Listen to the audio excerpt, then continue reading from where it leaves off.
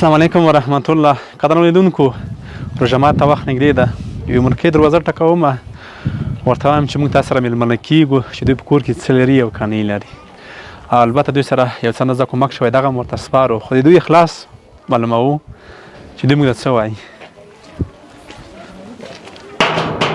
مورې مغا ګورې، مورې ستړې ماشې. الله دې دا کامیاب کړي، سر یې خیر. شکر ده مورې. رژامو دې پر راغولې، رژامو ته څه وکړو؟ رژامو ته کم وخت پاتې دی. الله دې دا کامیاب کړي، الله دې دا وچلوي. مورې اوس چې په خیر رژامو ته هلو ګون لګون نور چې نشته، نه قرآن دو کوي رخوزه شربت نشته مورې. نو هغه غونډه چې څوک دې نه وي څوک دې ترفیع دو کوي. الله اکبر، الله اکبر. اختیار څوک چې نه څوک بیرته پیدا کوي. کله دا شوی دی چې رژا کې نه ور نو سوی نه هغه غونډه چې دومره گزاره خو چاليږي، هغه غونډه چې خو د رژاموتي د تشنه اوس موږ ته رژاموتي کې چیرې کوي مورې. الله چې تشه تا وره په قرآن اسمانه نه تر. الله اکبر. موږ بیا نه څومره غلطه دي، اسمانه نه خطر. ډیره مننه قدرمن لیدونکو.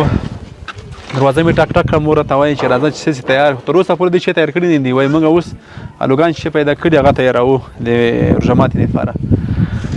خو زموږ میندې غیرتي دي، وایي ته موږ سره پاتې شه چې هر څه وي وایي درته پیدا کوم.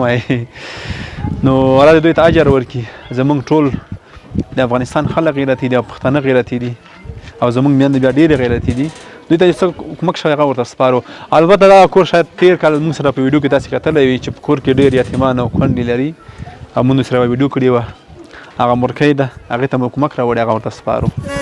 شرمېږي نیمه شپه کې را بیدار شي مور ته ژاړي. قدرمنو لیدونکو، دغه راغلو، مور راته ویل چې کور کې څه نه لرو. روژه ماتې مورې روژه دې پنس لره خلیل ګون پخوونو نور تشه لرونو چې تشه د څوک دی نه وي څوک دې ترفیع دو کوي. بالکل چې څوک دی مورې دغه د خدای خو مهربان شو. الله په وردګار تعالی دې دته بل پلا ویر کی. امین امین. تو د الله په مخه وچل. امین مورې. دا د وبو د سکونو چې خدا دې د بان ما کې ورځي کیا. تو سره تیر کول هم موږ مرسته کړې وي. اوس هم حالات دي که بدل شوي دي. او قرآن کې چې سپین ته وایي مو د خدای چې هغه حالات دي. تو سره په کور کې څومره یتیمان دي؟ مونږ یتیمان او وجل قیدی وو دا دوا یو وړیکه دا یو دارې لږ د سترو کده چې دا ځکه ته دارېږي زړې جمعه والا نور څوک نه لرو. نور څوک نه لري؟ نه. په دا رژا کې داسې ورځې ورغله چې نه ور نو سوی؟ هغه غونډه چې خدای که په د سلمات رژا کې چې به سلمان کوماخ کړی. الله اکبر. خدای خو مهربان دی مورې، دغه لاسونه ته ورسوه. بس دا وایي کا مورې. الله په وردګار خدای دا په مخه واچوي. هغه چې کومکونه مرسته کړي دي خدای ته بل پلا ویر کې خدای دې په مخه واچوي. قدرمنو لیدونکو، دا خپرونه همدلته پای ته رسوو. تر بلې خپرونې ښې چارې ښه وخت درته غواړم. البته دغه مور مستحقه ده، راځئ بیا مو سره مرستې او کومکونه وکړو. شاید دغه ځای تاسې مخکې په ویډیو کې کتلی وي موږ سره دغه همغه کور یو کال بعد هم همغه ځای همغه کوټه. الله دې زموږ په وطن باندې رحم وکړي، الله دې زموږ په وطن را جوړ کړي.